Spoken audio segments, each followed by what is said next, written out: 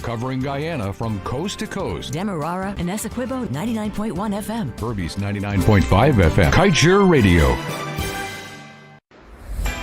COVID-19 tips sponsored by Dex Soap. 1. Practice social distancing. 2. Wear your mask when leaving the house. 3. Wash your hands regularly for 20 seconds using our Dex Soap. 4. Cover your nose and mouth with a disposable tissue or flex elbow when you cough or sneeze. Choose Dex Soap for that extra cleanliness. Dex Soap is affordable and available nationwide.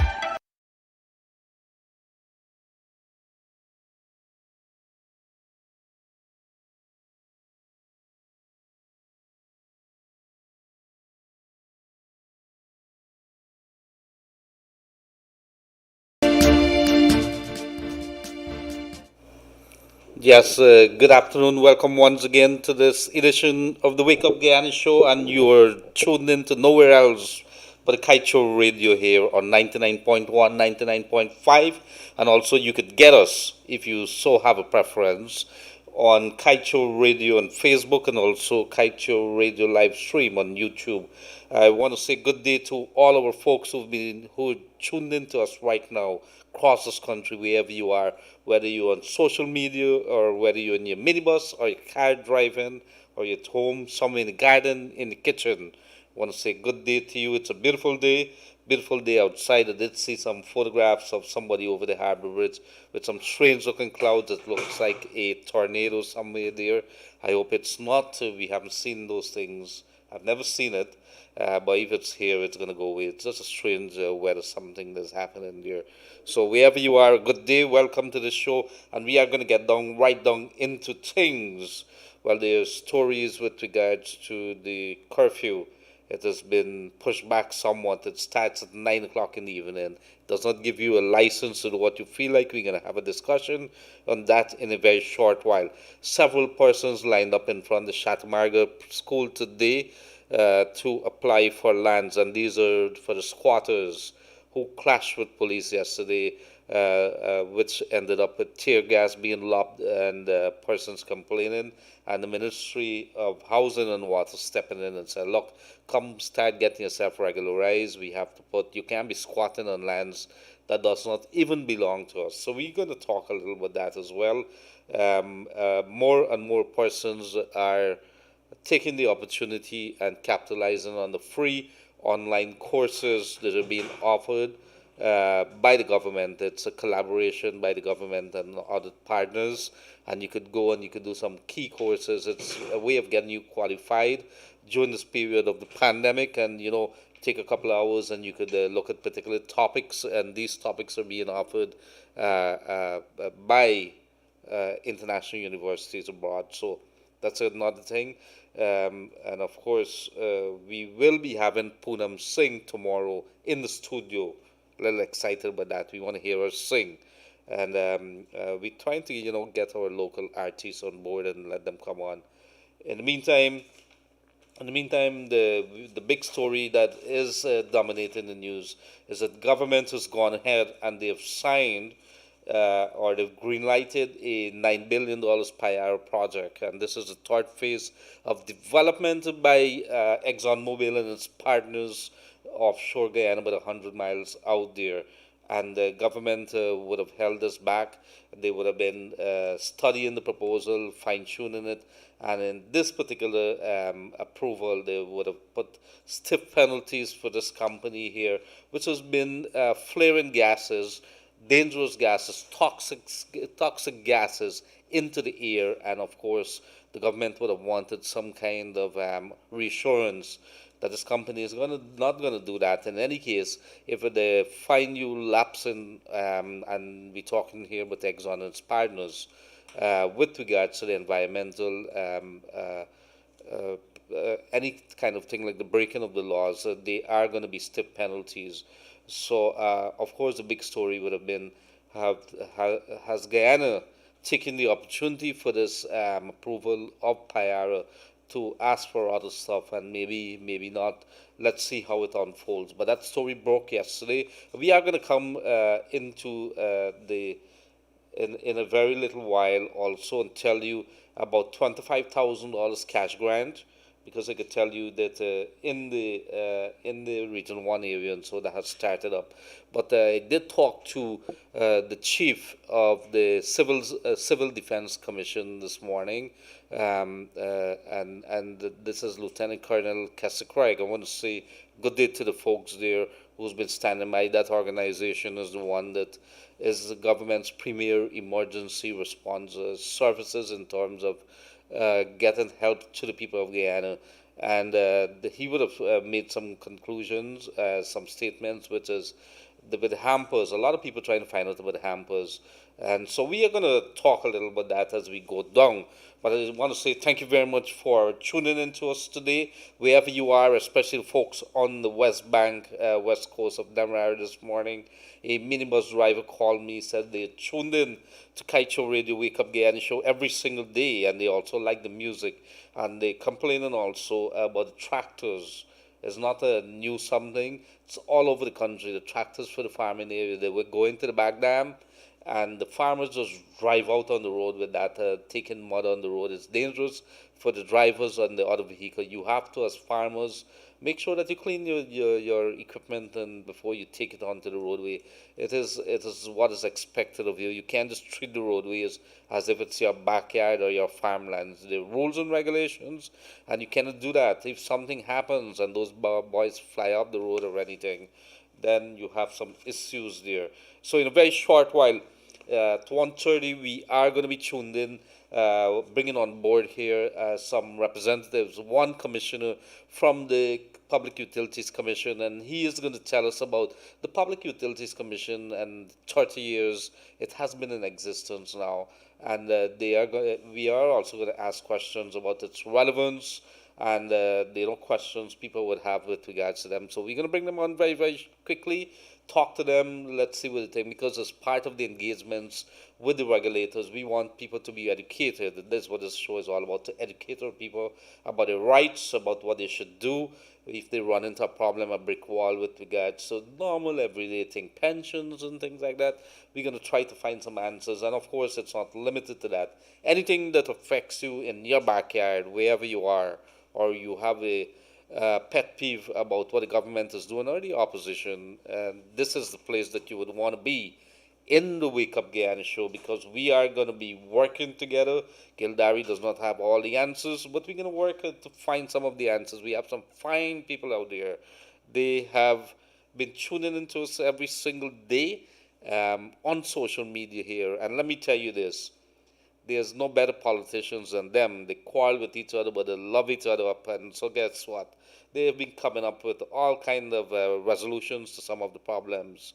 And sometimes they do offer, or many times they do offer a lot of good comments, a good advice here. So I want to say good day wherever you're tuning in from, whether it's in Barbies, whether it's in Demerara, in Essequibo, and of course overseas in the US, in Canada, in Europe, across the Caribbean, right next to our neighbor here, whether it's Brazil, Suriname, and etc. If I missed you, it isn't that. I've had a very long night. Went to bed a little late, came back, so Roger's going to fill in the rest. He hasn't been very talkative lately. He slept a couple of days back. We're trying to keep an eye on him. So we're going to be watching him very, very carefully. He says he wants to sing sometime, so I'm going to have to make sure that he meets those standards that we so very much desire. But back to the front page of the country's largest selling newspaper here, and this is October the 1st. Yes, we are in the last quarter of the year, 3 more months, and I wanted to see that this year goes by and over with. It's been a struggling year for the people of Guyana and for the globe, but more so for Guyana because of elections and a couple of other things. We're trying to rebuild right now, and let us tell you what the stories are. And of course, COVID-19 does not escape from the front pages. This is what it says. Health workers get candid about COVID-19 related struggles. So they've been talking about what they've been going through. And, hats off to them. I did see the Guyana Public Service Union now calling. They're now joining and says they're going to put the workers out there, the health workers, to call a strike. I'm not sure how good of an idea this is. I always believe in talks. And when you put the workers who Guyana needs at the moment to look after our people struggling with COVID-19. You're telling them, let's go out. How responsible of a union this is, I'm not sure. If there's some other alternatives that we can, but calling a strike now, this is not normal time. This is a pandemic, and the nurses have a responsibility. So let's see what happens. US $9 billion PIR project approved for 2024 startup. This is the third phase, as we would have discussed, of the Exxon's development. It already has the LISA 1 development, and they have the LISA 2, and now there's a PIR. And so they're aiming for the 2024 startup of that.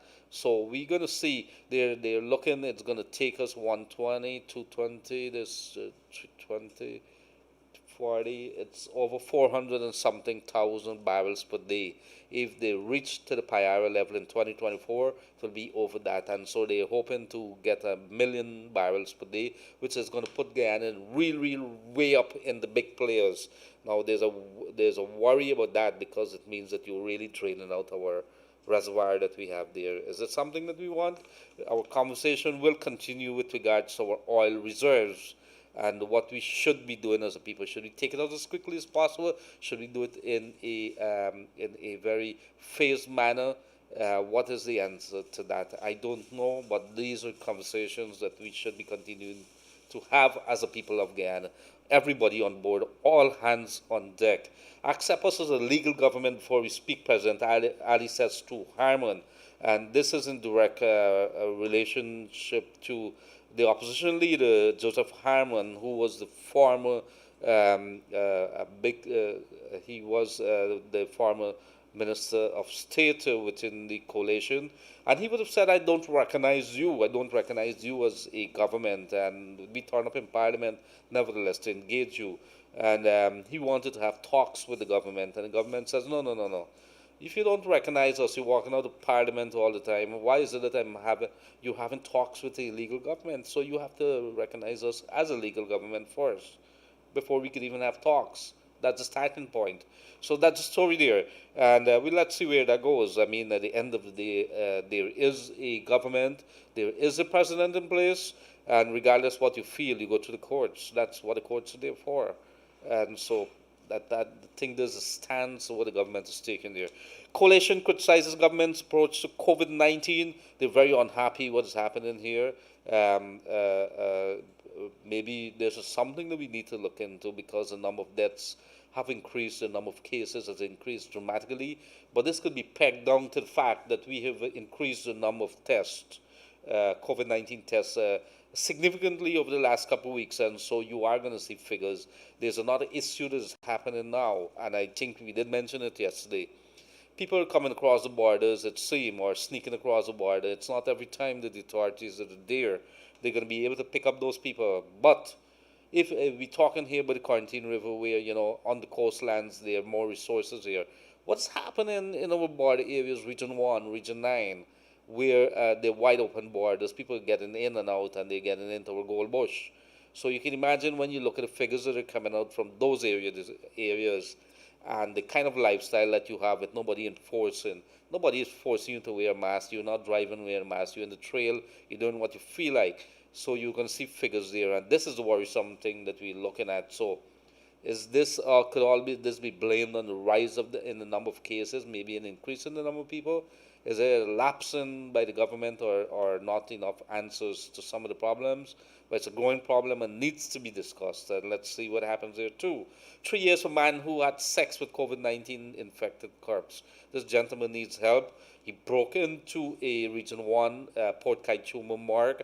And apparently, from the story that's been told, he knew the woman. The woman died. She was a farmer or something. And she died, and when they did the test, she was COVID-19. Apparently, he didn't know, probably didn't care. In any case, it seems as if he had his eye on her for a very long time. That's the story that's coming out.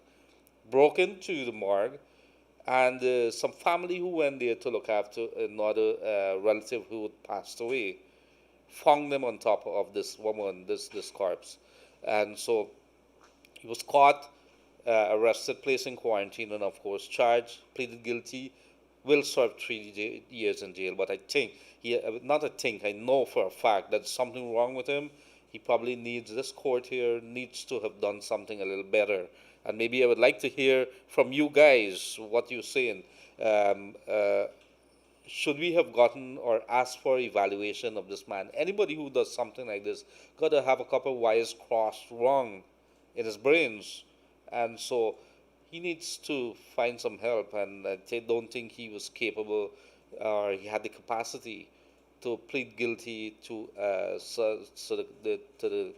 case that is before him, what he was charged with. So that's something I think the court erred in this way. We'd have to find some answers to that, maybe some guidance, and maybe I'd come back and tell you that. Prime suspect in taxi driver's 2015 murder captured. This guy here would have killed the taxi driver, allegedly, stuffed his body under a bridge, and this is an old taxi driver, maybe in his 60s or 70s.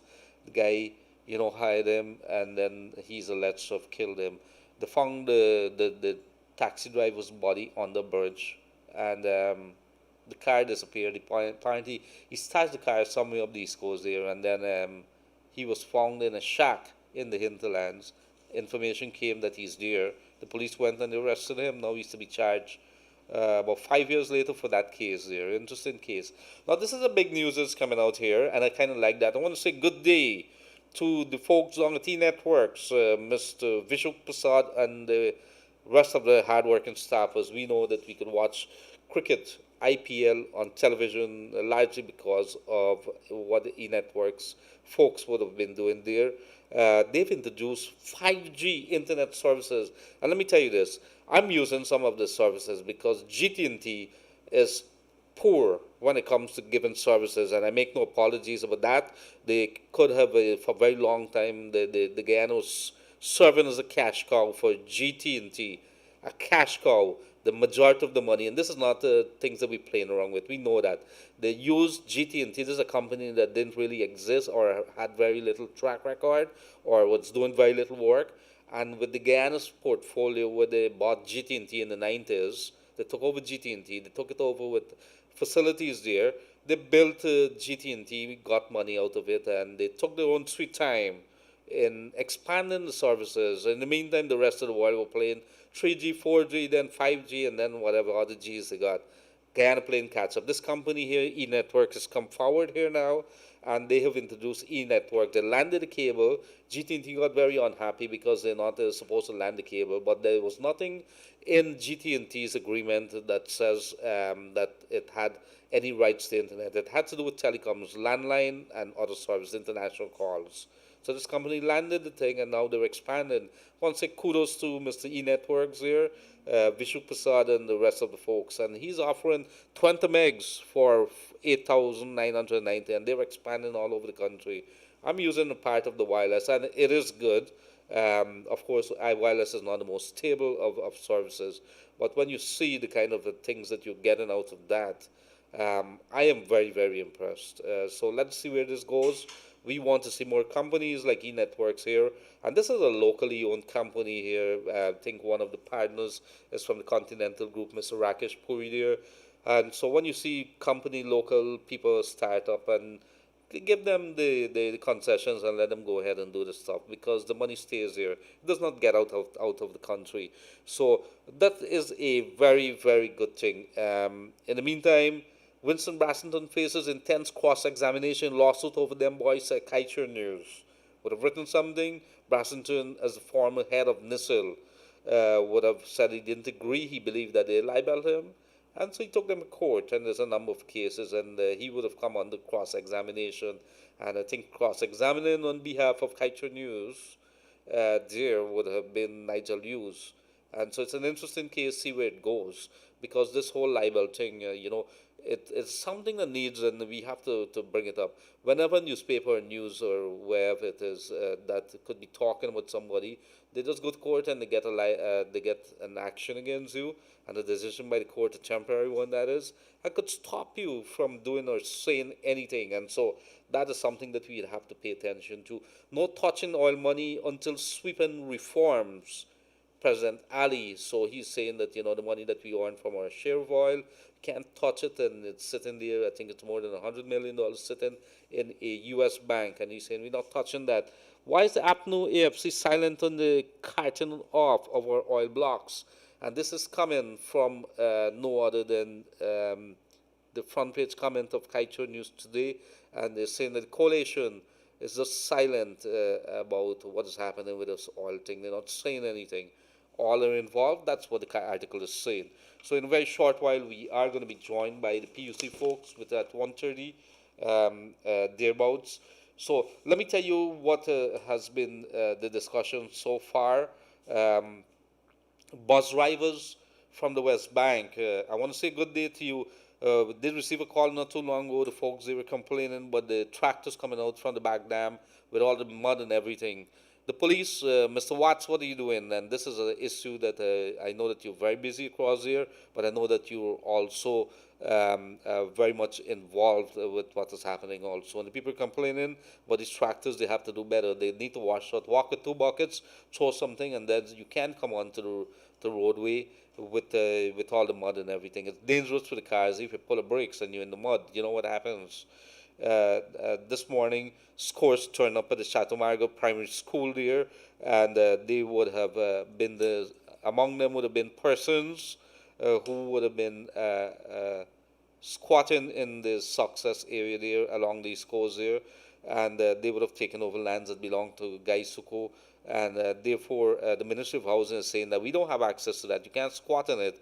In any case, there's no law which allows you or gives you any power, because there was a law passed a couple of years back which you could have gone in the past and claimed prescriptive rights if you've been living there a couple of years, say that you have rights and therefore apply for it.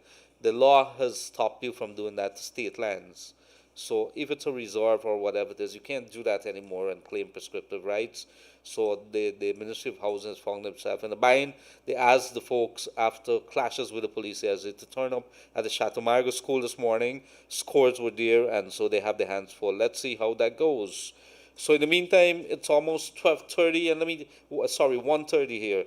And you are tuned into the Wake Up Guyana show here on Kaieteur Radio 99.1, 99.5. You could also get us on Facebook on Kaieteur Radio, or on YouTube, Kaieteur Radio live stream. CARICOM General Insurance. A better value for better protection. Get your ship and cargo covered with us today. CARICOM General Insurance Company is located at 121 Regent and Oronox Street. To better serve you, you can now purchase your insurance online from the comfort of your home. Telephone 225-1787 or 269-0020. CARICOM General Insurance Company, Inc. Do we have the folks online? I think we have the two persons. One of them is Commissioner Rajendra Bisesar from PSC. And immediately after this, when we finish with these folks, we are going to hit the lines. We want you, don't forget, don't call us right now. We're not going to take any call. We're going to have a conversation right now with a couple of our regulators in the PUC, telling us about a little bit what they do, because it talks about your rights as a people in Guyana.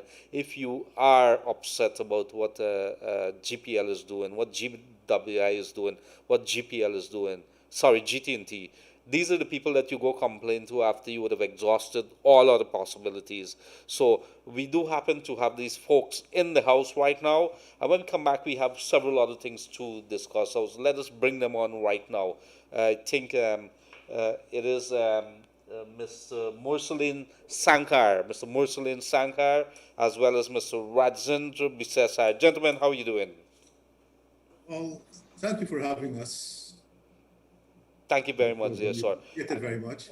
So I'm going to ask Raj, we could probably mute them whenever thing, and then we bring them on. So thank you very much, gentlemen. So I understand, gentlemen, that it is the 30th anniversary of the Public Utilities Commission, and that is the regulator of the utilities companies in Guyana. What do we have to celebrate 30 years later? Over to you. Go right ahead. Well, we are here, and over the years that I've been there, actually, we have managed to increase the public awareness of our existence, And it's never an easy task, actually, because we're dealing with GWI, which is like a monopoly state, GPL, which is also a monopoly state. And while we have the certain aspects of the telecommunications sector with multi-parties, with regard to landlines and overseas connection, it's also a monopoly which the government is working on. And I'm hoping that the resolution with regard to the liberalization of that sector will be something sooner rather than later.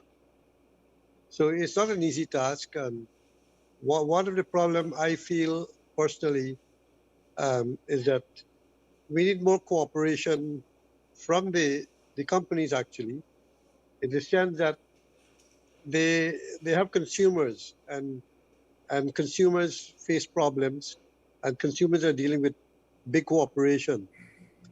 And so I believe personally that while we are struggling to achieve that, the company should be a lot more user friendly, so to speak. User friendly because um, a lot of complaints come to us, and resolution of complaints depend on not only us but the full cooperation of the utilities. But I feel at the moment we have an office in Berbice. We have been able to establish an office in Linden.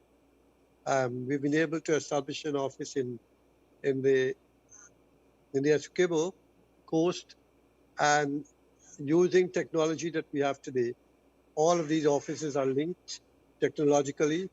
So there's a network, so there can be more efficient communication as we try to resolve matters affecting the consumers of these utilities.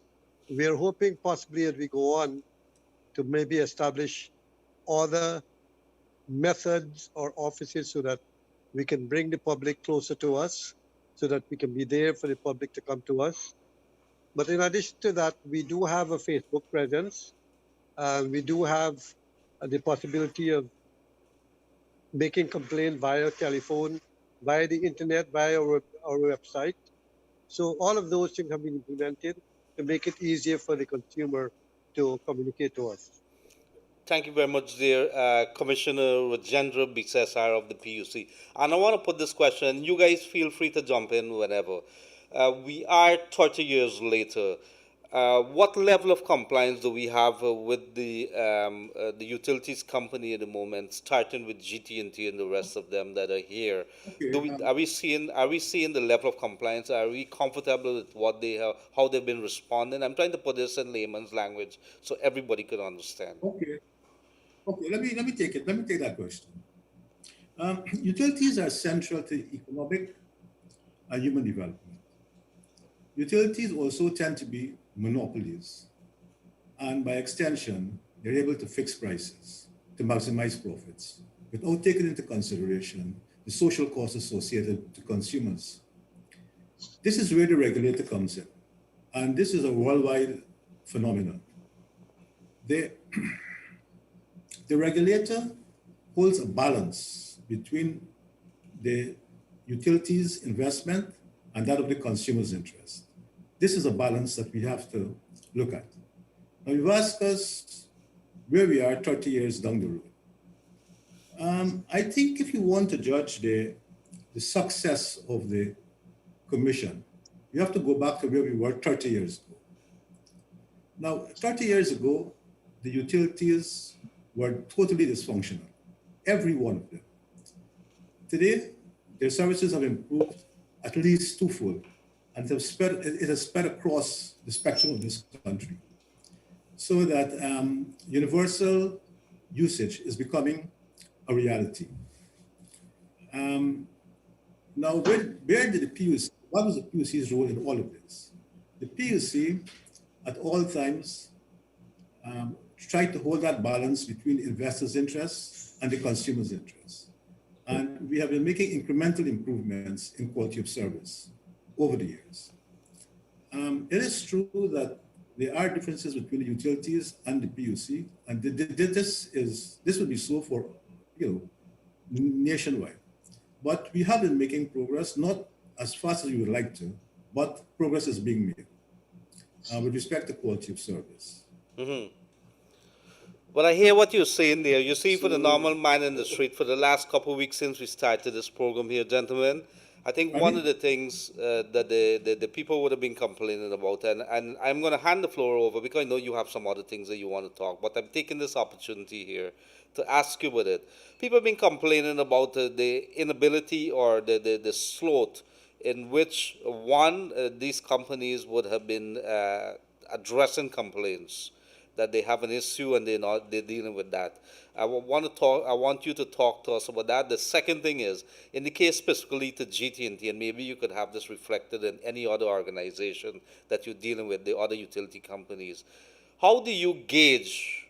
How does PUC gauge? Like, for example, I'm talking about my level, my quality of internet service. How do you gauge what kind, whether they are bringing the kind of services that they promise? I signed up for 20 meg, but I'm getting 7 meg, and every time I call, they keep telling me, plug out this box, plug out that box. Over to you, gentlemen. Well, that's a reality that we face. And how do we deal with it? We did embark on a project where we have a consultant working with us. We got the necessary equipment, etc., to go about to test for ourselves the speed of internet in various parts of the country. We have gone a far way, as I said. The consultant is there. The equipment, we got the necessary state-of-the-art equipment to do the testing, and then COVID intervened because it provided a difficulty because we have to access people's homes and set up equipment in order to test in various places. But we did start that process, and we're hoping that if everything is resolved with regard to COVID, we can continue that process. So that has to do with that. It is a fact that we have been receiving numerous complaints about the sloth of the internet. One of the issues I emphasized actually when I came on, and the reality Mr. Sankar has institutional memory that I don't have. He's been there for multi-years. And one of it is the landline services, landline service.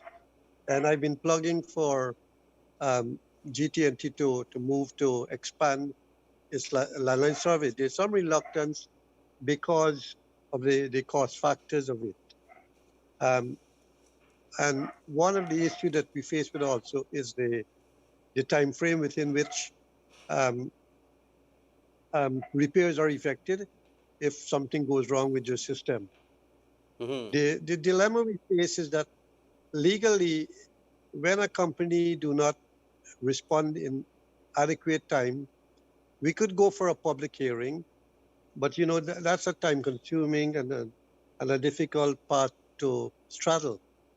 And that is why we do have a problem at the moment, and I will be frank, in the sense that the time frame for resolution of complaints is not to my liking or not acceptable, because while we resolve a number of complaints in very quickly, there are a number of complaints that have been languishing, and we've been trying to get the companies to respond in a more reasonable time frame. We are working on that, and that is why we are trying to appeal to the company rather than trying to take it into the legal spectrum for the companies to set mechanism in place for us to be able to resolve complaints of customers much more speedily than is taking place at the moment. And I understand the frustrations of consumers, but these are the problems I will admit that we face. And I would probably want to put Mr. Marceline, and I know that you have been around for a very long time. I would go to Public Utilities Commission hearing from time to time, and I know you guys have been around. But how do you respond, sir, to a populace which would have been seen? We just recently seen in the National Assembly that in this new government here, millions of dollars going to the regulators and the other commissions and the other constitutional agencies and so on. How do you tell the people of Guyana, especially because the pandemic has exposed us so much as to the shortcomings and how much of a weak position that our people are in, maybe because of monies and otherwise? What would you say to the people who expect that you have all the powers in the world and that you should be a little more, using the little big whip method or whatever? I just want to put that to you.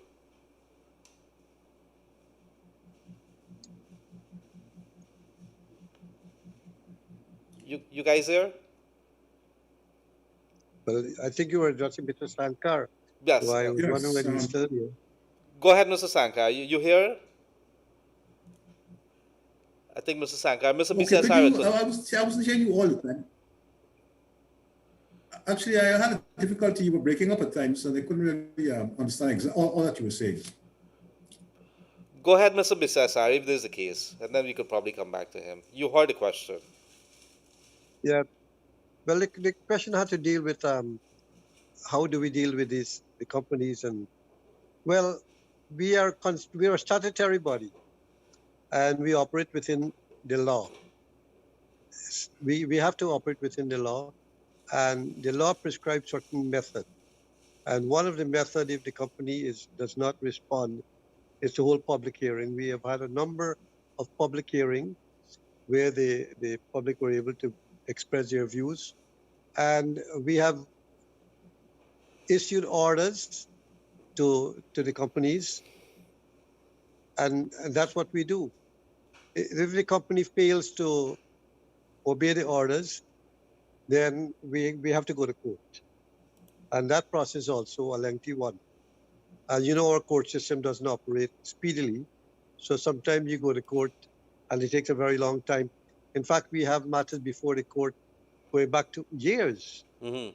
Years. In fact, we're discussing right now, we wanted to propose that we have a regulatory court, because when you go to as I said, we have over 3-4 matters pending in the courts for years. Wow. And so that's the difficulty. So when we go to the court, it's out of our hands.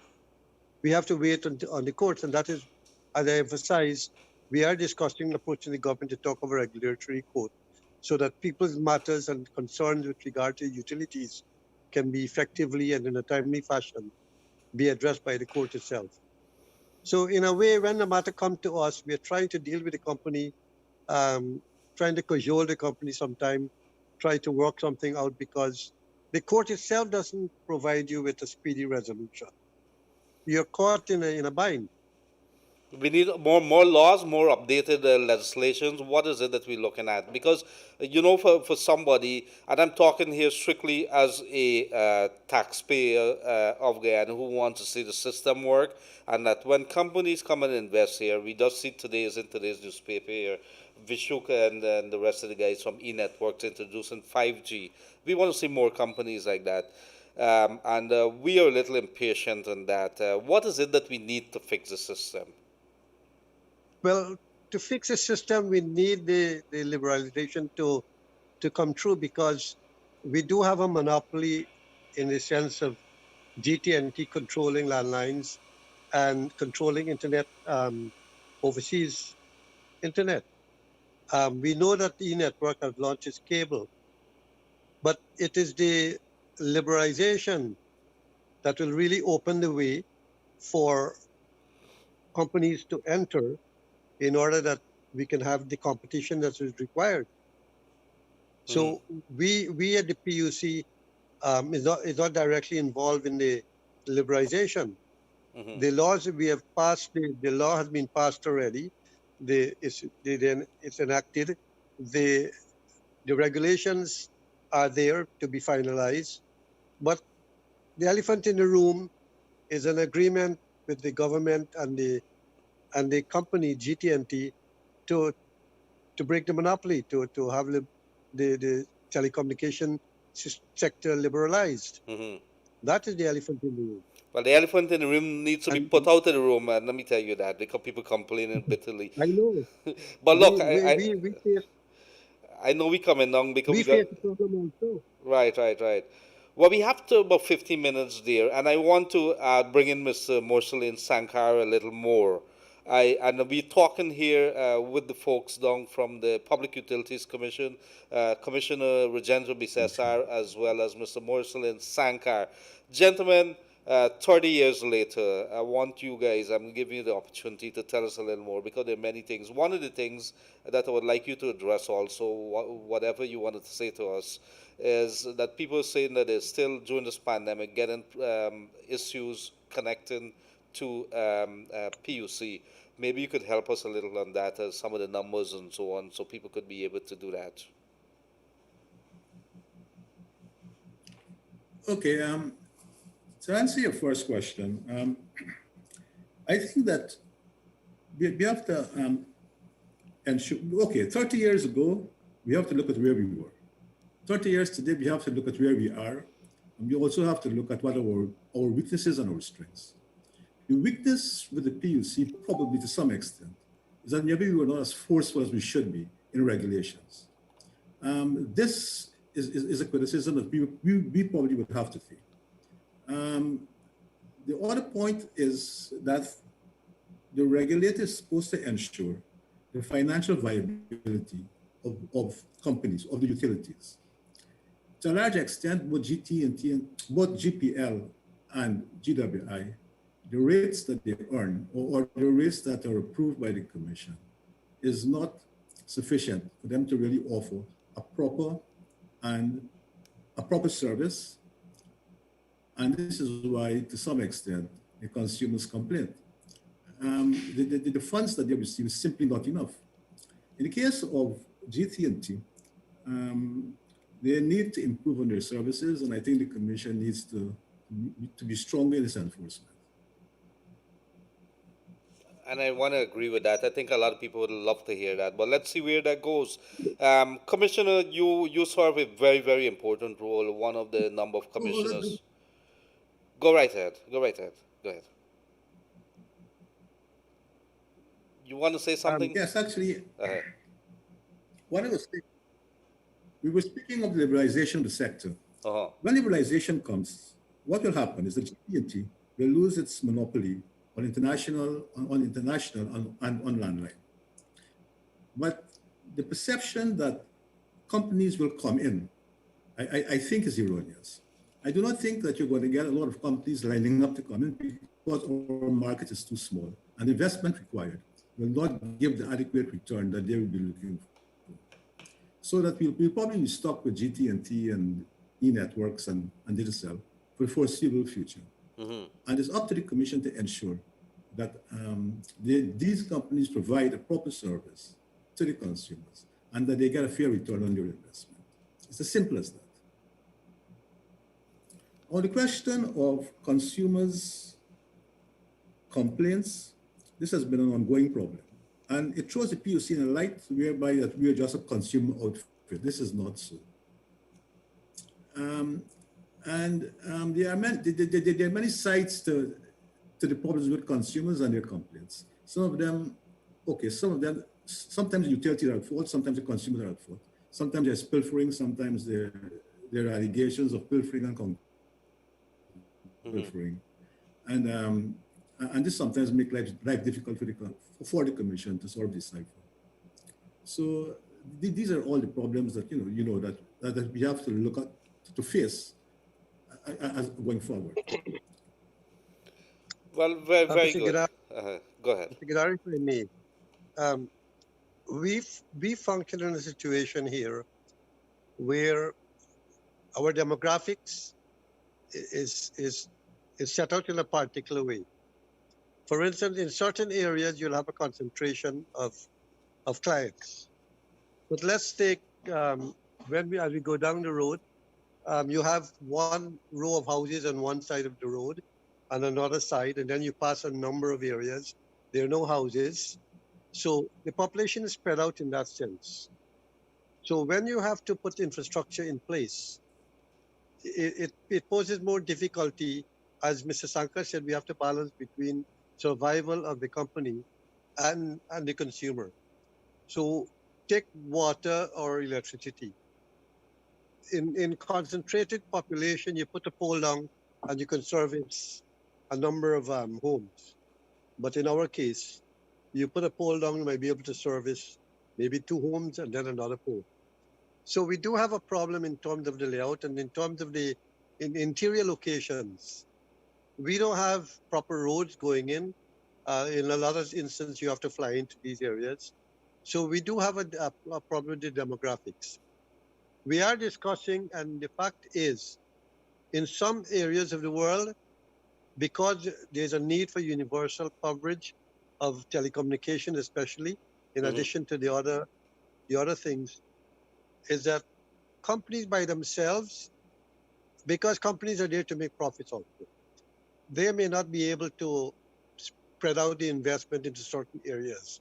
And we are already discussing at the PUC level where there has to be an appeal to the government. And in fact, within liberalization, there will be a special fund created as a consequence of liberalization called, I think, the Universal Fund. In other words, that fund will be there to assist companies to invest in certain areas, to subsidize the services in certain areas. And definitely, because of our demographics, the government has to be involved if we want universal service, because it's not easy for, look, Kakwani is way down where it is. Aichuni is there, and we have all these remote areas. So the bottom line is we are thinking about it, and we are approaching the government to have to be involved. There have to be some sort of partnership between the government and the company in order to ensure that the services reach certain areas of this country.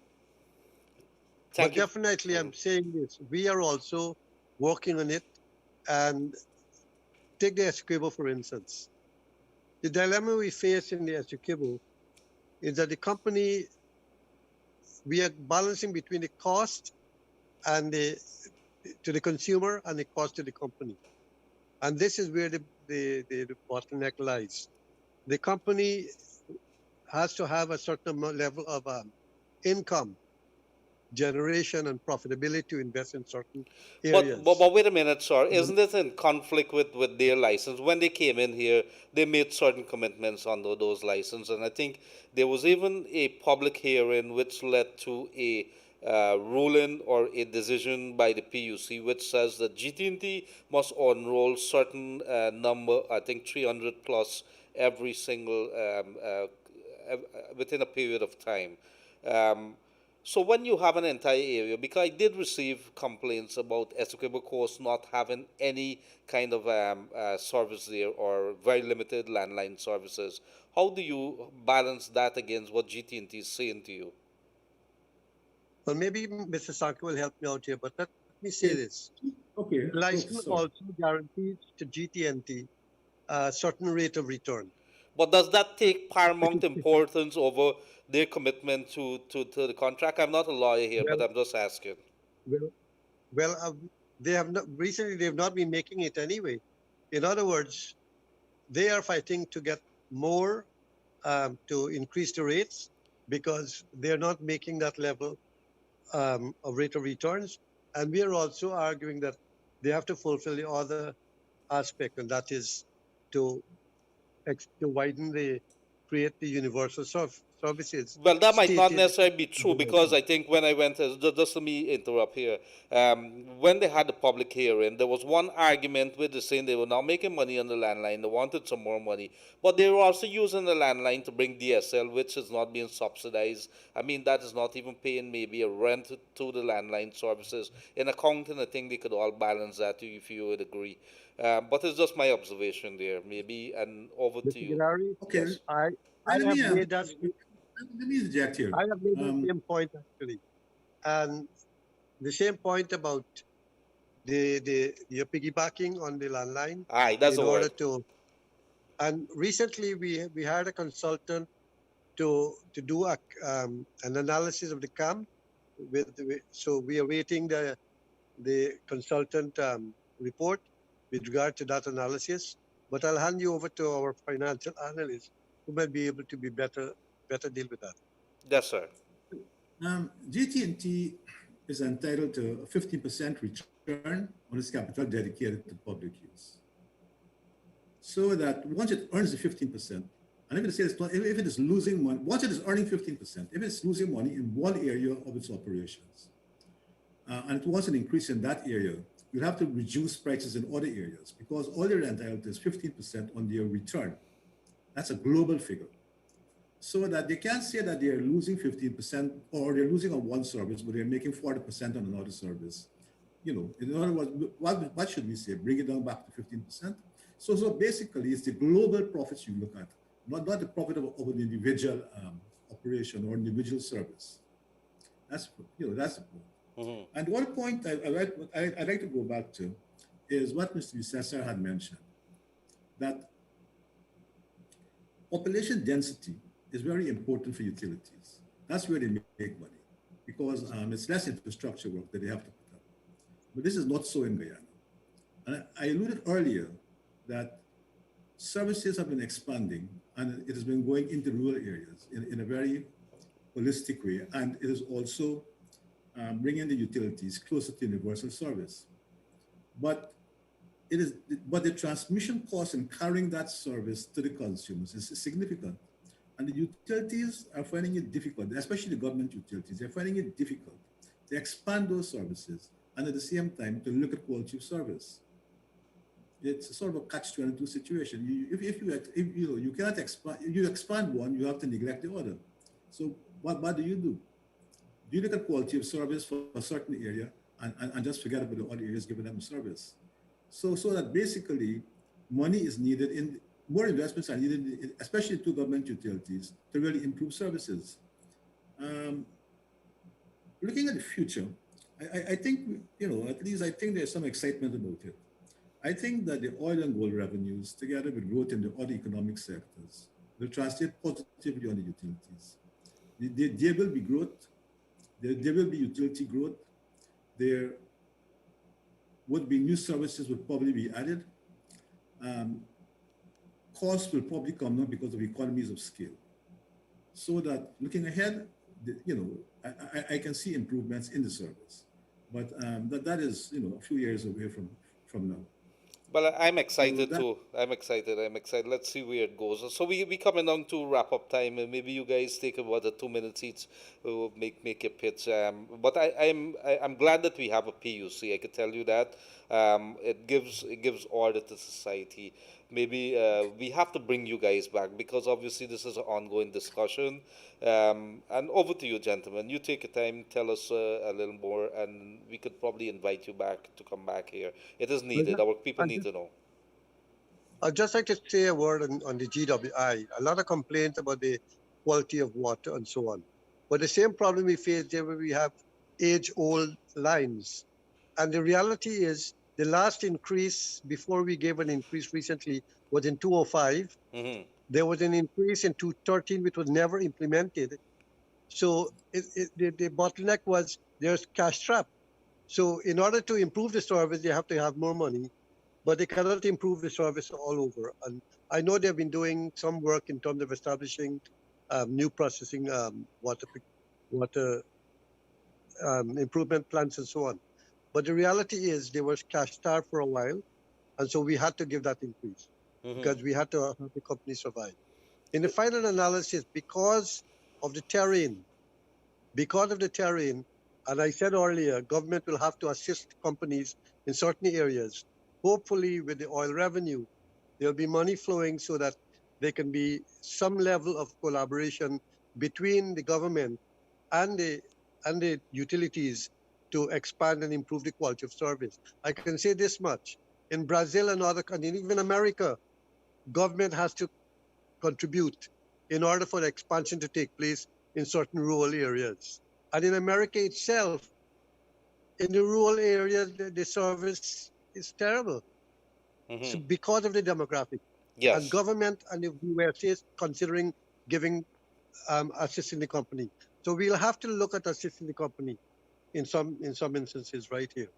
And I Thank you. agree, and these are conversations that we need to have because I've learned some things today, and especially when you're talking about the demographics and the logistics that are involved with that. And of course, I think Mr. Sankar has made it very clear. Over to you, Mr. Sankar. Okay, on follow-up of what Raj had said about GWI. GWI's weighted tariff is probably around $115 per cubic meter of water. But we had done a study a few years ago, and we came up that GWI would need a tariff rate of about $200 per cubic meter for them to be able to stand on their feet and to provide services of an acceptable standard.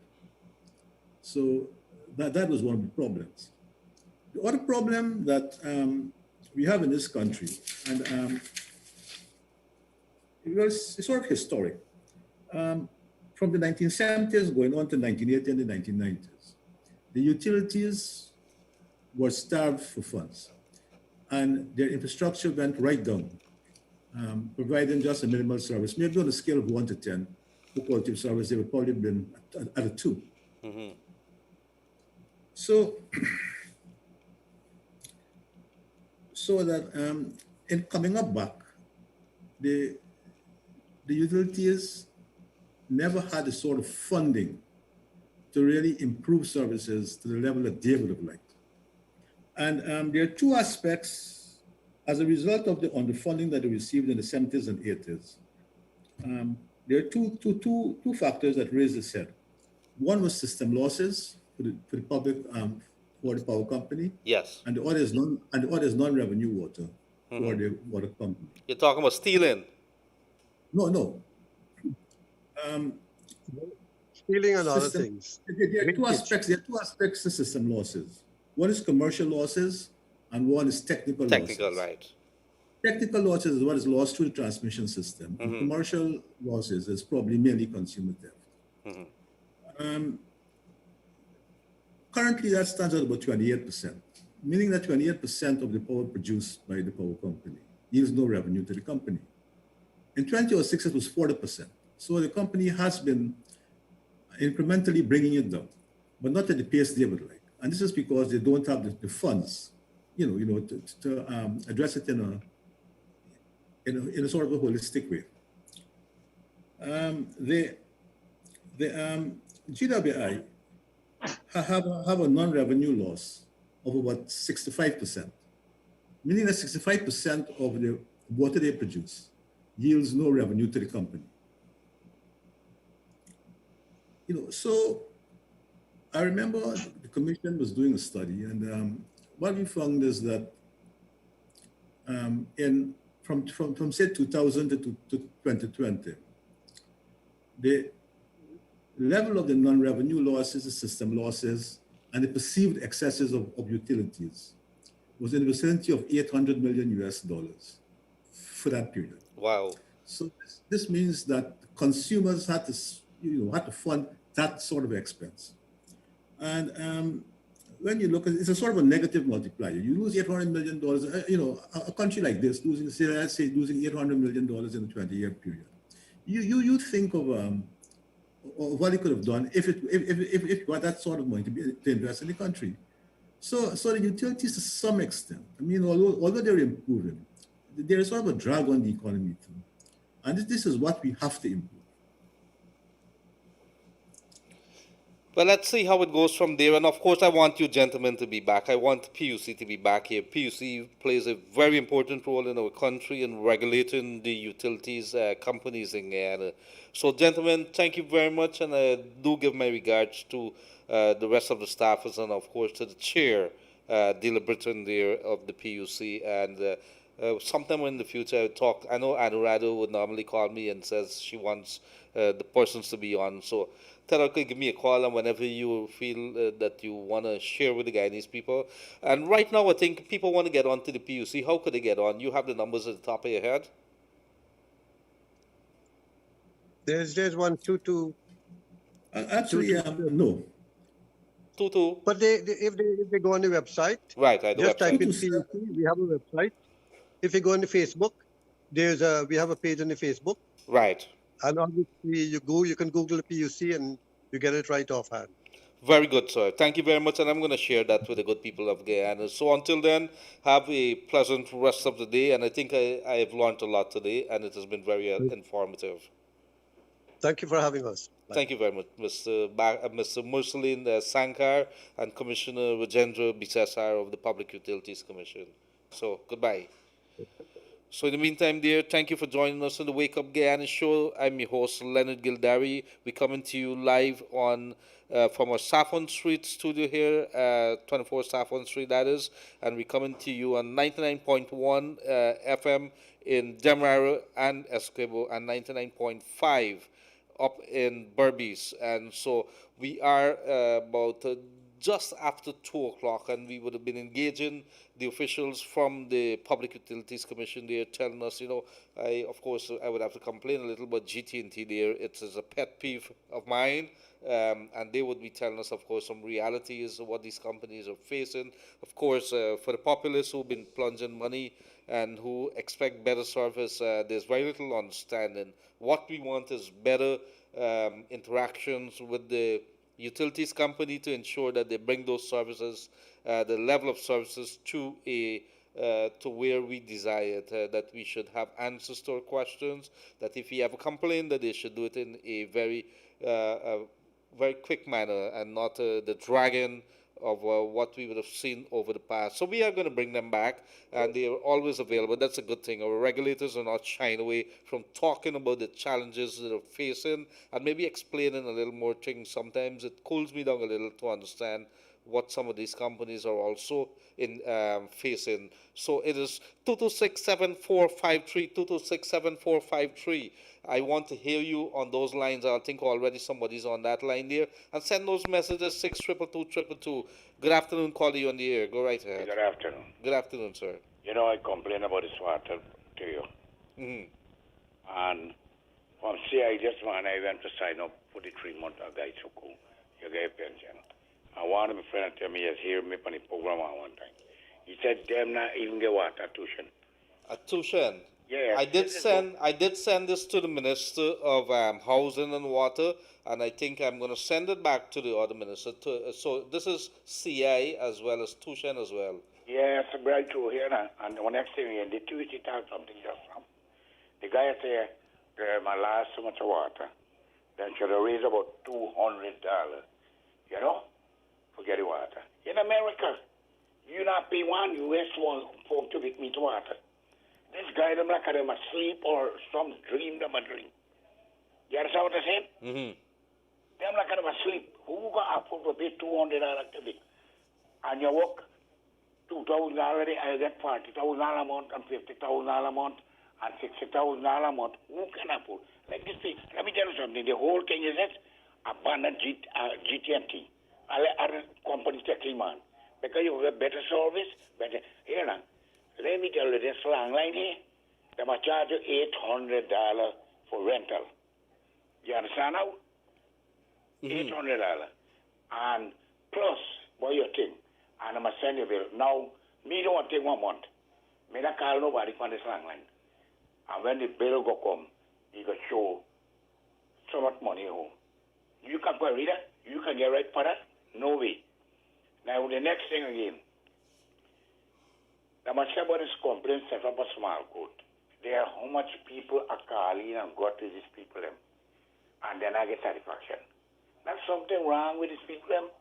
If you call them and then I take imagine you give me NS number and me I call him and get someone day now and me can never get one. You're not getting through to that number that I give you all? Yeah, so I mean to get through. I tell you honestly, man. No, she says she did indicate that if you all get, so just keep trying back because a lot of people are calling into that. But I am going to put it at test, let me tell you that, because she gave me that number there, and I said, I'm giving it to the people, and this is Gildarie giving it to the people. Yeah. And if it doesn't work, I'm going to, I really want to see it work because I'm here 6400, 639. Is that the number that you called? Yes, exactly, sir. When GT&T went there at breakdown, I was a small boy. I go with my friend because I used to work there. You had very few people at the course had landline phone, okay? Mm-hmm. and you had the judge because of the office them and so hard, and they were making money. Where is it? Now you extend, you put landline phone to people, and you bring out this internet and that. Where is this money going? Who is running this company? Let me show you something. I had $600 top up in my phone, in a digital phone, right? Mm-hmm. I call and he says, do I talk to them? Not very long. I call the next day to talk to them because the COVID habit. I mustn't go out and, they said that I go. Now, let me check. I got 400 something now. Now, me call my niece in town on the cheap phone at GTNT. And me talk 2 minutes and already hear the phone, the beep. Let me check. Money done. That tell you how to rob it. What a minute? $10 a minute? I don't know, man. I think whatever it is. But let me tell you, I'm talking to you here, and I'm hearing cross line and that kind of thing going on. That's what I tell you. $400 done in less than 2 minutes, brother. It's for the people. By the time he said, me tell him money $400. He said, I want GTA though. And when you use digital, you can have so long, your money still going by till you done. You check back on my money left in your phone. Mm-hmm. So these people are doing a lot of things. The government really got to clamp up on them for them. And I'm glad the deal was right and whatever, and let the money come through, that the government can get to do what he wants. Because right now the government are concentrate to the reform of this GCOM thing and this and so. I think. And people must be patient, whoever. The government go offer, he go offer. People must call, said it, when he go pay, you understand what I'm saying? I know some people that bad, I am telling you. For me, it's okay. I know some people that bad, especially Bobby's very estate and Kuzo. It's more worse. You understand, brother? All right, yeah. Okay. All right, All right. Thank you very much, Jay. Sorry, we seem to be getting some cross lines here, but I'm not sure where it's coming from. But thank you very much, Jay. You do have a point there. And let me very quickly, and these are the frustration of our normal Guyanese people. When they see from day to day you're working for limited money, you want to see that your money is being spent in a way that is maximized. We don't want to waste money. Nobody likes to waste money. Even though there's a conversation I had with Glenn Lal. Glenn Lal told me a time, and this is a guy who has means, who has money and things like that. He doesn't like to waste money. He does never like to see. In fact, he has a cup on a plate. I think he probably watched the plate. That's how cheap he is. Well, I don't mean cheap, boss, in a bad way. It's a good thing. It's a good thing. But he told me one time, and it's stuck in my head a little. It was like a record playing over. He says I was driving out, and I remember I left a light on in my bedroom, and I turned all the way back to go back to take off that light. That's the way he think. If you look after the pennies, the dollars will look after itself. So let's don't waste. And these are how some Guyanese people think. They're very careful. They may have money, but they want to save. They want to make sure that it's spent in the right way. And there's nothing wrong with that. You would recall that I did have some odd things to discuss very quickly before we go back to those calls. The government has reduced the curfew hours under the new COVID-19 emergency measures. And right now, what I could tell you is starting that the curfew hours is no longer 6 to 6. It's gone from 9 to 4 a.m. in the morning. 9 to 4 a.m. in the morning. Before I read forward, I want to say this is not a license for you to go party up to 9 o'clock in the night. In fact, you should look at the figures that are coming out. The rising number of figures, the rising numbers of death. We've touched plus 80 or 80 plus right now in terms of the death since March.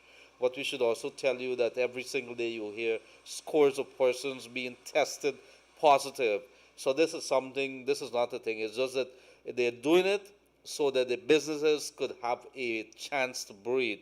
And it means that you get in, get out. Make sure that you protect yourself. And so this is what the story says that is coming out from government. The previous curfew run from 6 p.m. to 6 a.m. It's going to go to 9 p.m. to 4 a.m. now. The new protocols were gazetted in the September 30th, 2020 official gazette. And this is also what they also had to say. While essential services are allowed to operate without any time constraints, several key services have their operation hours extended between 4 a.m. to 8 p.m. daily. So if you had to close by, let me see, if you are to close within a certain time, you have until 8 p.m. there. And these include markets, supermarkets. You could go until with the supermarkets and the markets and the beauty salons and the barber shops and the maintenance service and the gas stations. Gas stations could go on to 8 p.m. now every single day. The clothing store also. Additionally, food and restaurant services are permitted to operate daily within the 4 a.m. to 8 p.m. time frame. Those services can continue with the company, the delivery, drive-thrus, curbside, and takeaway services. To this end, social distancing must be maintained for outdoor dining. Indoor and buffet dining are prohibited. In addition to the other measures gazetted, the restriction on non-essential travel to Region 7 and 9 were also extended to October 31st, 2020. You recall that the government would have said that, look, if you don't have any reasons to go into the Region 7 and 9 area, do not go. You need special permission. And therefore, they're saying that we are going to continue these measures here until October, till month end, this month end. We're in October right now. And let's see where it goes from there. For the gatherings should not exceed 5 persons. Do not go to a funeral and there are 20 persons there. If you go into a minibus and there's 9 persons there, get out. And the requisite social distancing measures applied. Mining operations are allowed to continue within the established protocols with regards to international travel. And this is for persons who have been asking. With regards to international travel, the closure of the Eugene F. Correa International Airport and the Chedijagan International Airport to commercial flights will continue until October 11th. So let's look to October 11th. This is just more than a week away, and there are probably going to be some announcements there. The emergency measures will be be effective until October 31st, 2020. After which, subsequent measures may be instituted. And, this matter is being looked at by the official, the Office of the Prime Minister and so on. The PM, Mark Phillips, has some big jurisdiction over this whole COVID thing. So he's been headed the different task force and so on. So let's see where that goes there. I want to say good day to WRE as has come into the office here. Everything going well, my brother? Yes, all is good. All is good on the outside. Not very busy on a traffic day, which is today the traffic seems to looks a bit light altogether. But I guess the main focus today is the new COVID restrictions, gazetted details and information, and I have a lot of issues on them. Well, the issue that I have, I'm saying it's not a lease or license for you to be out late, because regardless how you have all the markets and everything else is open as normal. So opening a business, a little thing, I don't think, even if you close a little early, the cavalier attitude of the people are going to continue. People don't mind this. I understand that. I'm in agreement of that. But something that I've been picking a bone with in the previous administration, now come another administration, is that why are we still in selective enforcement mode? Well, that's the issue I have. And I have a major issue with that. And this is that I have no friends on either side of the branch. When I say either side of the branch, so plain and blunt term, the fancy rum shops, they're open for business. It's not takeaway anymore. No, let us bypass this whole gimmick about takeaway. Let us bypass this. Now, don't get me wrong, I am for commerce. But my point, don't open the fancy rum shops, and close bars, close lounge, whatever name you want to call it. If you're selling alcohol, I give a too loose. A rum shop, case closed. You could put the word lounge, you could put the word bar behind it, that's your opinion. But you open these fancy rum shops because they said, okay, we're doing food. 4 persons on the table. That's okay. Business got to do. But then don't close the rum shops now, literal rum shops, that you get a man in the countryside or a man who's struggling for 7 months could not have opened his door. Why are we doing this? It's simple. Either put guidelines in or close all down completely. I have a major issue with that. 5 months ago, 3 months ago, 2 months ago, today. And I have a more bigger issue on fitness. You close. I want to sit with the Honorable Minister. I'm trying to meet him to talk to him. Because I'm very perturbed on this issue. We are seeing minibuses packed to 15 body in minibuses. 15. So where the people in the minibus, what are they doing? They gotta go home. I got messages after a status today. Y'all to take these back pictures. This Look, up. a good day to all the minibus drivers, the high car drivers, the taxi drivers. And let me say, and if you're sitting in a minibus, and with all due respect, there's some good minibus driver. A good day to the airport taxi driver, Mr. Wajdong in Grovedale. How you doing, sir? Couple months he's not been working. A number of other workers have not been working. And I'm going to come back to you and have a discussion on that very shortly. But if you were in the minibus and you know that these people are not supposed to be packing it more than 7 persons in the minibus, take the picture and send it to Kaieteur Radio. That's what you do. You need to do that. The thing let's put these people on the front. The thing is that we all know we have too much of a myth of fitness and gyms in Guyana. We have too much of a myth. Let's not even think about the persons who are not working. So the trainers who does that for a living, they've been out of a job for ever so long with no aid. The cleaners, the gym owners. But I don't understand Right? why you open a barbershop. That's up close and personal. A man got to hold your hair and play around with, or a These woman are got the to do things that. that I don't understand. I have issues with. If we're opening if you want us close the whole country down, I know the president is not for a close down. I did say that. But enforce. You can't be selectively enforcing. You can't tell me, well, because this is a little fancy establishment, and yes, they get cutters on the menu, they could probably put it as food, then the small man bar selling the best cutters, I could name somebody shop for you. All right? So I have a major problem with this. A very, very... And this is not me trying to I don't have friends who own the big one, nor I may not have friends who own the small one, but selective enforcement. And I know Commander Watt's doing a good job, but Commander Watt's in playing with them boys on the West Coast. Very good, and thank you very much for that, Commander Watts. And I am very close to what's happening over there because a lot of people have been listening, calling us and telling us what's happening. A good day to the West Side folks there. So today, I did speak to Lieutenant Colonel Craig of the Civil Defense Commission. And a good day to you, Lieutenant Colonel, and this is what he had to say. I said, people, sirs, they've been requesting. So let us go back before I tell you what he said to me.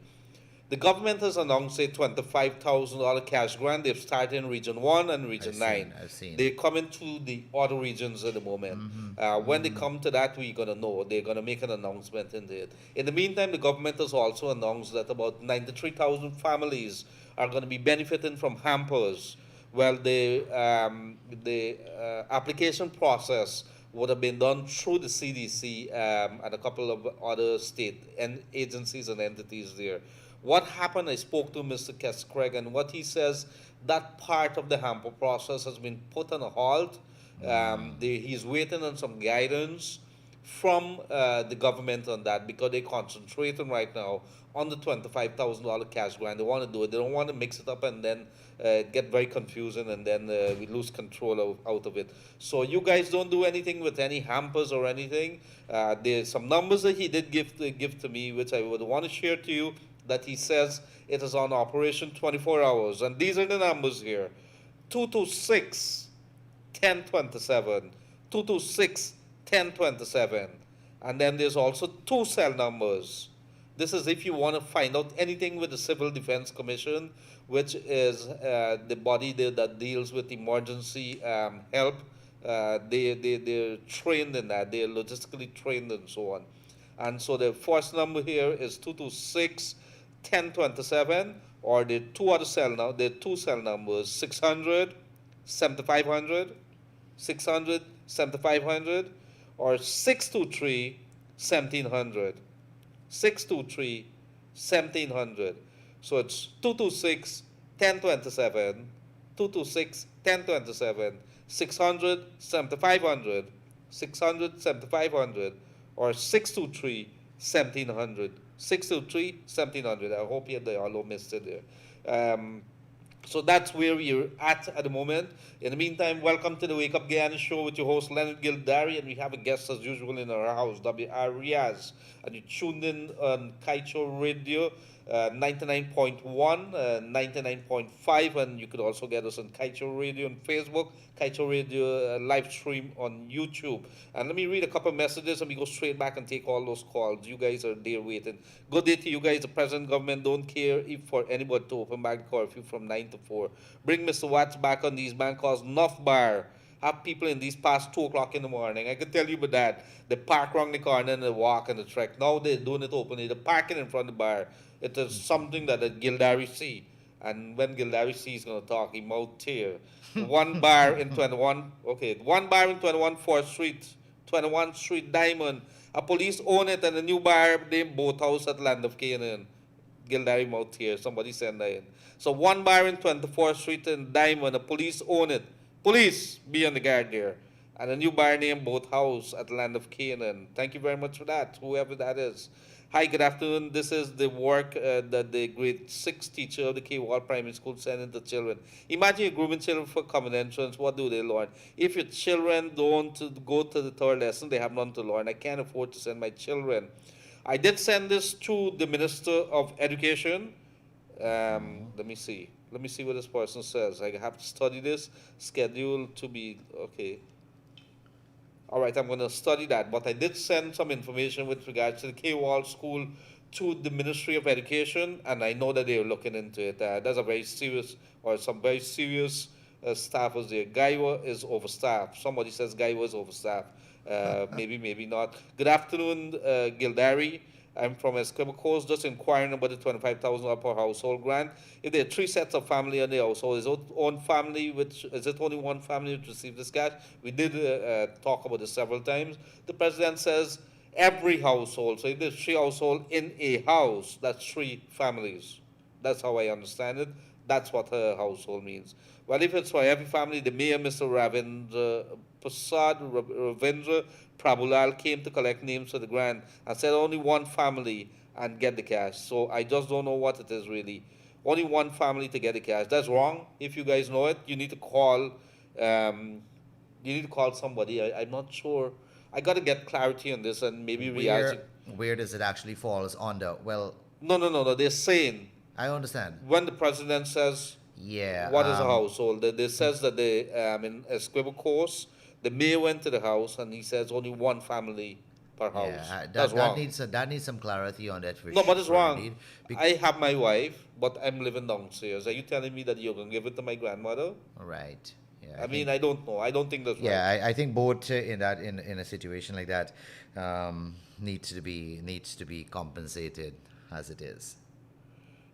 All right, somebody's asking, good afternoon, Gildarie. Is it not 75% of the passengers these buses have to fetch? Please check the latest gazettes. I'm going to have to check this back. I think for a 15-seater minibus, you can have more than 7 persons in that bus. Well, I did not. I read 2 pieces only of the page, 1.5 page only, pages 1.5 pages only.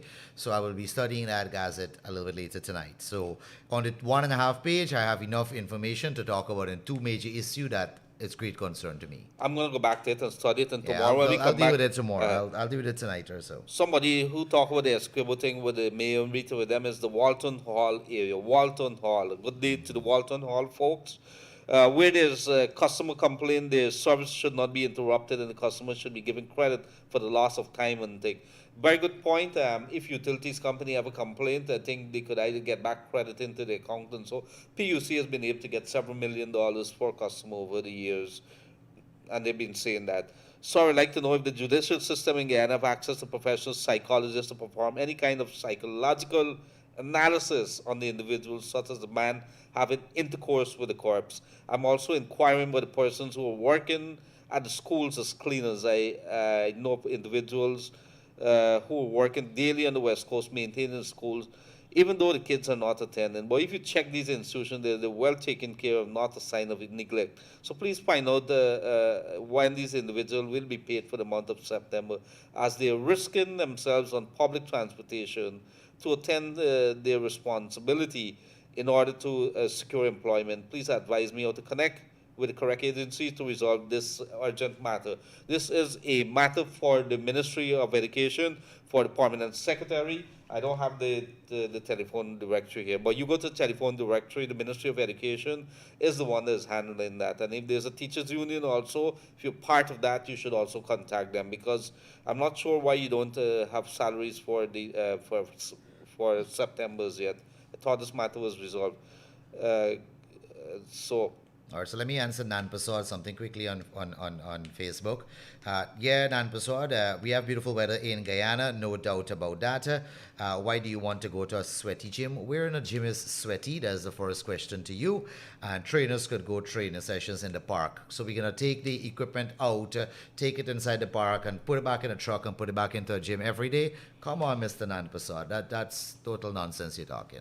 all right, a good day. And so here's another one very quickly before we go back to the lines. Leonard, enough respect to the management of Kaieteur News staffers, and this comes from Derek Hawker. He's all the way overseas, and I think he's between the Middle East and the United States. And he's saying, after 5 months of skullduggery in Guyana, COVID-19 has reared its ugly head in Guyana. Why blame the government? Blame yourself for the rise of COVID. We Guyanese are hard-headed. When do we do not observe the curfews, wear masks and the social distance, then the pandemic will be uncontrollable. Bear in mind, most homes in Guyana has several persons living in close proximity. This is another cause for the virus to spread. I'm happy that the new government is testing now. You'll see how many people are affected. Just remember, our public schools care in Guyana is not the best, so it's catastrophic for nurses and doctors. Now, the demand in pay increases when the hospital infrastructure was always in shambles. Just remember, the New York nurses were weighing garbage bags to treat patients. Very, very good point. Very good point. So our nurses and doctors in Guyana must understand it's imperative that stand with the people in Guyana during the crisis instead of putting a gun to the government's neck for cash. Shame on the nurse and doctor. And I've seen the GPSUs come out now, and they're backing for a protest on the staffers of the within the healthcare system, the frontline workers. I mean, sometimes I don't see the GPSU coming out when people were on the road being beaten in West Berbice. I didn't see any statement with them, and I think this is about time that we have some of these people within these different organizations who's been there for years and years. You know, there's a group in Guyana called sorry, let me rephrase that. There's an entity in Guyana that calls itself the Guyana Human Rights Association. You know how much persons we know that are part of that organization? I don't know. It is one person, and we don't know where they're located. I've never seen them. And when we were going through a lot of stuff here at Kaieteur News, you couldn't even get them, not an issue. But they come out and they talk at the side of the mouth whenever they feel like, conveniently. And these are things when you have organizations like unions and so on is being treated as if it's somebody's pocketbook. And when there's training that a couple of people, it's as if I don't understand in what part of the world that you have a union and has one leader for 20-something, 30-something years. Is that he's that good, or is there something that's going on? I mean, I have an issue with that. There's a caller online. Let's go back to the caller. Yes, good afternoon, caller. You in the air? Hello. Yes, good afternoon. Yeah, good afternoon. Good afternoon, sir. I'm a Barbician. Yes, sir. And I'm very much concerned about what happens in Barbies. Now, the Barbies Bridge, that's an issue that is not coming up at all. It's an issue where the previous government has taken over the bridge because of the high rate the bridge company was applying to the bridge, something in the vicinity of about $8,000 a vehicle. I think the matter is in court right now. No, it had to do with the fact that they wanted to increase the rates. That's one, and they'd have the government put a subsidy. And when the government says, "Let us look at the bridge," when they look at for years they didn't do any kind of maintenance of the pontoons.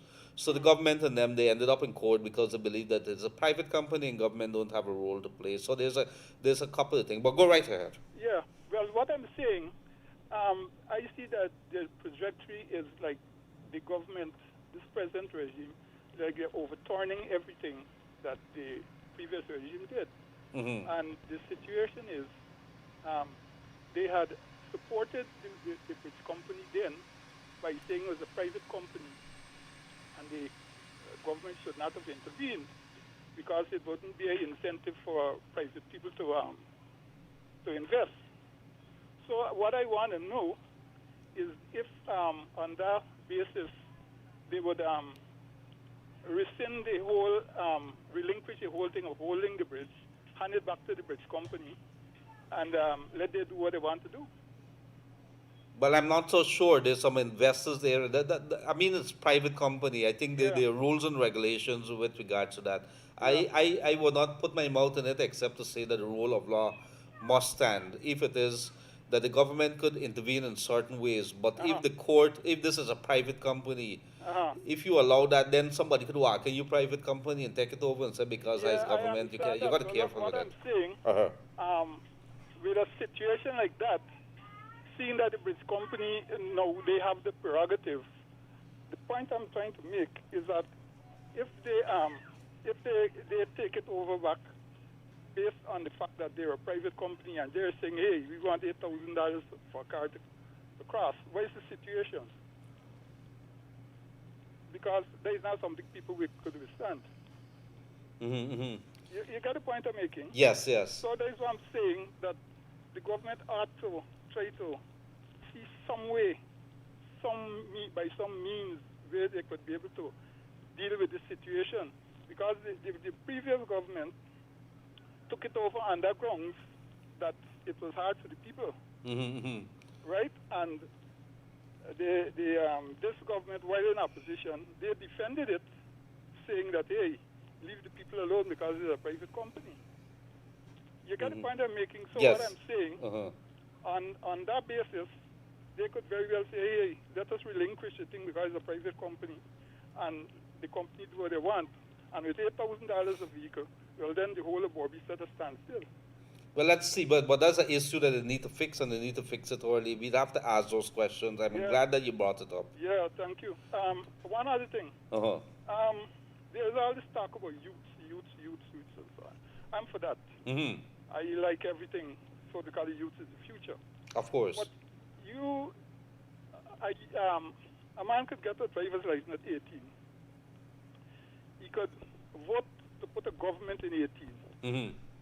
And yet you can't give him a house at 80. You got to wait until he's 21. That makes sense to you? Well, I'm not sure. Everything, I think, depends on supply and demand. But I agree with you. We have to start looking at these things and how it affects us. Find incentives and so on. What you're talking there is incentives for youths. Yeah, because there is not even incentive. The situation is, if I'm empowered to have a driver's license, which is something very important, I'm empowered to put a government in power by voting for them. And now you're telling me, look, at that age, you're not entitled to a house lot. You got a lot of people who are 19 and 20 and married and got a family. You know, you got my point? Yes, of course. And I think there's something that they need to look into. I agree with you. Yeah, buddy. Thank you very much, man. Thank you, man. All the way from Berbice, right? Yeah, man. Thank you. God bless. Yeah, thanks. A good day to the good folks down in Berbice there, wherever you are. Stay safe on the road. Wear your mask. Make sure that you keep yourself safe. Buckle up. Make sure that you have all the persons in the vehicle, that they are practicing social distancing as well as wearing the protective gears. So somebody from Region 5, they're saying about 6 months now, 2 employees are sharing 1 GWI bill. Jobs for the girls that have direct impact on the bills. I'm not sure what is happening here. I need some more details. Are you saying that 2 customers having 1 bill? How does that happen? And so before we go back to the calls very quickly, good afternoon, Leonard. These people continue to protest in numbers, not adhere to social distances. How does that help to flatten the curve? Then they're blaming the government. And this is where the police and the authorities and everybody got to come into hand. When you see people there, arrest them if they're not doing anything. You need to take them down to the station. I did see some video last week, the police breaking up some funeral, and the people were upset that they were there. So I saw a lady on the video not wearing a mask, and they're there going to the funeral. I mean, the people were very clear. If you're going to a funeral, it can't be more than less than 10 persons there, about there were several persons, and it was a big bacchanal as if it's normal. Everybody, and I'm sure somebody ended up in a rum shop afterwards. But here, the issue is that you have the police took them to the station, warned them, and then sent them home. They didn't charge them, but that is the kind of thing that the police need to do. They need to get out there, do the walk. Um, is it known that this man has done more for? Is it his force? I'm not sure. They're talking about this man who went with a woman in the morgue and is now charged 3 years. Is it the first time that he did it? He needs to have some good bamboo whipping. I'm not sure what the bamboo whipping. You know about that? Maybe the fine one. There was a story I read the other day. I think in Indonesia, the guy sexually abused a kid, and he was sentenced to whipping and then jail. I think it was, and so he had like about 6 or something lashes he had to get. He said he collapsed after about 20 or so, and the person who was making sure that he says no, if you continue, he's going to be damaged and he could probably die, and you don't want him to die from whipping. So he says, okay, you're going to go get yourself recovered and then come back for the rest. And I thought that was a lovely thing. You sleep with a little girl, that's what is going to happen. That's not sleeping, that is raping. That is the worst thing that you can do. Want them to try that on my little baby. Good afternoon, sir. Please inform me as to what part of the world do they pay $40 for bits toll? Good question. I think in some ways in the United States, and so $1, $2, and so $40. Good afternoon, sir. I'm in the mother of my autistic son concerning the ABR machine. Any information pertaining to it? I've forwarded to let me send this back again. I'm going to forward this. I'm going to look at this and forward it. 610, 68, 6. Okay. Thank you very much. There's another caller online. Yes, good afternoon, caller, you on the air. Yes, good afternoon, caller, you on the air. Good afternoon, sir. How are you doing, my brother? Go ahead. I'm okay. Uh-huh. That thing with the guy in the morgue is a popular thing in psychology called necrophilia. So yeah, it's something that's just strange to get publicly, but it happens already. But as we talked about the utility commissioner, I listened to the whole interview. One of the things even the commissioner seemed to miss, and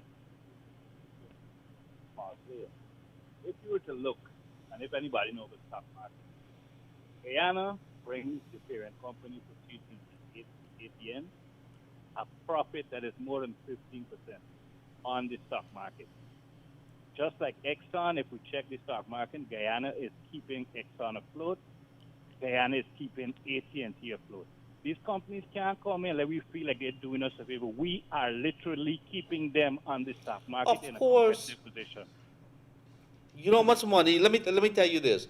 Yeah. Every time you go, if you go on America Street, and you ask them who buying up the biggest set of monies there, you can hear they tell you it's a utilities company. And the utility company is to them.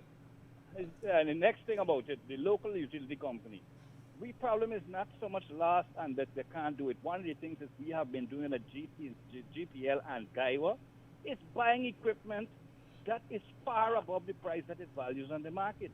They would buy a minibus and you see the price is 20 million when you could get 10 for 20 million. That is our problem. Too many people in the local utilities are pilfering and stealing, and then the company looking like it's losing. Look lately, GPL buy some trucks. Yeah, put it in the papers. And look what so those are the problems, not the outlying regions. And let me tell you, I can answer the question.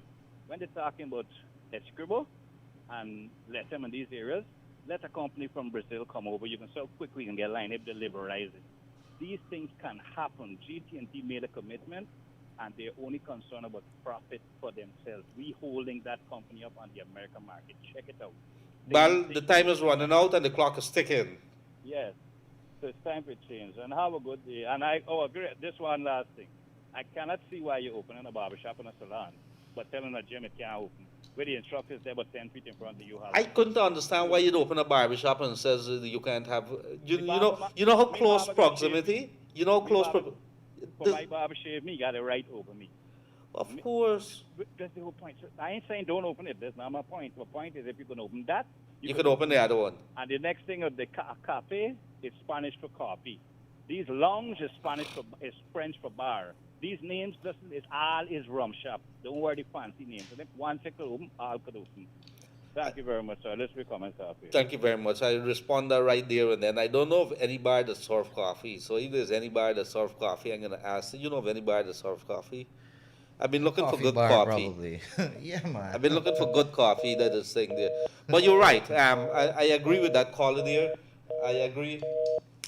I agree with that caller there that says, you know, how are you going to open one and you don't open in the other one? Because there's nothing that's more up close and personal than a lady that's in the salon playing, you know, doing stuff to your hair. Go ahead, you can say play with your hair. Yeah, yeah. They play with your hair. The tease in your hair. But you get a barber's right to hovering over you. So, I mean, you can't, I mean, so if you're there and you're saying, but you're walking into that place, you don't know what that person has, but you allowing it. I mean, I don't understand that. I could understand the need for you to cut your hair, but there's so many people that is, you know, scared. They're not going. Look, Riaz, for instance, is growing his beard. You look at Raj right now. Raj look as if he went into the desert and back, but it's all right. I give you a shave and bake or something. You know, we do something with that. But the thing is that some persons may get the wrong idea of what I'm trying to establish. Is that yes, I understand business and commerce need to be done. I support that. I support it with all the necessary guidelines as well. But what I don't support is the selective opening of what is referred to as outdoor dining. I don't have a problem with these companies. I may even go. Don't get me wrong. Don't get me wrong. I may even go. But my point is that I'm trying to speak a voice for the ones who are not given that opportunity because they didn't invest how much millions. They always get a nice little bottom house set up. But are we talking about spacing? And those persons in the countryside shops gain enough space at the same time. And it's a bit unfair, I will say. And I beg to differ that the outdoor dining is about the dining. And don't get me wrong, if a friend call me and tell me probably be going to one of them fancy rum shops up the road, I may go. Don't get me wrong. I may go, but my point is, why are we allowing the fancy one? No, you know why? Because somebody is friends with some police people and it's just and simple why are we somebody not bigger allowing? Don't beat around the bush. Let me say it for you. And why man. are we not allowing the small shops on the West Coast or the East Bank or the East Coast? A man or a woman may take his own judgment if he or she wants to go there. Absolutely. Good afternoon, Mr. Leonard. Please explain the curfew timings. Didn't hear it when it just came on, when we finished talking. Just let us know the hours. It's 9 o'clock now. You have until 9 o'clock to be on the road. Well, you shouldn't be there. Don't push it. Just come back a little early. But if they catch you after 9 o'clock, have a special and then it enforced back excuse. at 4, Right. 4 And a.m. 4 o'clock. 4 o'clock is when you could be the earliest on the road. But it means that there's not lease and license for you to party and whatever it is. This is definitely not. This is mostly done to facilitate the opening of businesses. And I think this is the main thing. But I think the bottom line is that the authorities have to ensure that they do some kind of regulations work there. Hello, good afternoon. Do you know if the official crossing the Guyana Suriname is opening with its new guidelines? No. They've remained closed, and until such time, we're going to talk about it. The PUC spoke on behalf of the company, not the consumers. Before you invest, you must have a blueprint. And this is somebody saying that what they would have heard a little earlier. We did interview the folks on the PUC. Mr. Leonard, just look at it this way. It'd be cheaper to put more money in my phone and call again. Good afternoon. My problem is why the police can drive a tinted vehicle and others can't do it. Well, there's rich people and there's poor people, and there's good people and there's privileged people, and the police are privileged. And if the commissioner of police is listening, well, the people are asking that. It shouldn't be that because if you have police doing undercover work. This morning I saw a car by the garage. I went to do something with my brakes, and I saw a car at the garage. I could not see into the vehicle through the front windscreen. What is it that you do to the front windscreen that you can't see into the vehicle? Just put a tint in front of it. The entire windscreen at the front? Yeah, you could see out. If you bright enough lights, you'll see out. Don't worry. My eyes are not so very well, so I'm not sure how to do that. We got a couple more minutes remaining. You tuned into the Wake Up Guyana show. Let's go back to the calls. Yes, good afternoon, caller. You on the air? Good afternoon, Hello? call. Yes, Good day go to ahead, you sir. two gentlemen. How are you today? Pretty good. Pretty good. Well, I'm a kind of worried, sir. Don't be. Okay. Let's find solutions. Solutions, okay. Have you ever heard about a book they call Animal Farm? Yes. It says that all manner of people, Some pigs are more but cleaner than some pigs. good. Some man are more equal than some. Good. Now, concerning the police and things, are they greater than our citizens? No, they had No, sir. used the argument that these policemen are involved in undercover work and therefore they get it. So all the policemen in cover, well, I mean, I'm not sure what kind of undercover work. The traffic cop is involved with the undercover work. All right, let me skip the one. Now, when you come to this curfew and business rum shop and beer gardens who are breaching the curfew, I must commend Mr. Errol Watt on the job that he is doing. But there is a certain individual at Brilliant Hoop Junction, a man by the name of Godfrey Best. Oh, I know that story. He's above the law. He's a bad man. He's a bad man in the PBP and the PNC because he get pulled in 2 times for having people in his business place after the curfew hour, abuse the commander, and still opening the business place and still doing business. And other people who got a small little shop can't do business because the police on their case, but he's above the law. But what here, this thing is very, very easy, you know. This thing is very easy. I don't understand in this day and age, everybody got a smartphone, or most people, somebody knows somebody who got a smartphone and got internet on it. Let them check it out and put these things on Facebook and things like that, man. You want to see something go viral fast? You just name a DJ, or if your other name is Magnum or something, you can see how fast it goes. I ain't gonna talk nothing but Facebook, social media. You want to get your message out there, get it there, put it there, and you can see what happen. Raj, My I think point I would like to Gildarie raise have a is this snake. one. Yes, the point I would like to raise He is didn't this hear one. me. Mr. Errol I'll tell Watts you. went himself and Godfrey Best after hours doing business. And he wasn't charged and put before the court 2 times. Well, you know, now that we're hearing these things, but let me tell you, whenever these things happen, just start putting it out our senators, because we would love to put these things out there. I love to shout it out, The point I would like to man. make on this program here, Mr. Watt is doing a professional job, but it seems to me like politician is involved in this thing, blocking Mr. Watt is doing his job professionally, sir. Well, whenever you see that, you call me and I will call Mr. Watts. Mr. Watts is a very serious man. Two staffers was involved, and when I called him, he says, "Sir, Mr. Gildarie, I have to do my job." And I said, "Hats off to you," and I finished with him there. Yes, the man is a professional Yes. man, but politician, it seems to me like politician is playing a part where Godfrey Best is concerned, and the man can't get to do his job professionally. Absolutely. You have a blessed day, sir. You too. God bless. And so some animals are more cleaner than some animals. Some animals have a right to live in a higher up story in the house than some other animals. Yeah, and that is somebody says here, Animal Farm, written by George Orwell. And that Very is my beautiful book. that is my whole issue at the moment. And for a couple of persons who started a little gym discussion on the live, correct. I've spoken to quite a few gym owners, and they're all willing to do the same thing like what the New Yorkers gym have done. So some persons who didn't know, and all the gyms have the necessary. They want to put in the necessary sanitation devices and everything across it, tissues and extra, because they have it already in all these gyms. Then you come on an appointment basis. So if your capacity average is about, let's say, 55 people, within every hour and 50 minutes, you only allow 15 persons. So you only come by appointment. Yes. So I've seen a couple of persons saying that that's what's happening in New York. Yes. We are not telling you that we want to open the gyms willy-nilly and everyone is going to go crowd up and no. Everyone is understanding. Everyone have to face reality that this is the new norm. So measures need to be implemented as it is. A strong immune system fights off any disease. Very good. And so that is where we have it as a wrap. We'll Wake Up Guyana show. Some animals are bigger than some animals. Some animals are heavyweights, while some human beings have more rights than others. That's what we say here.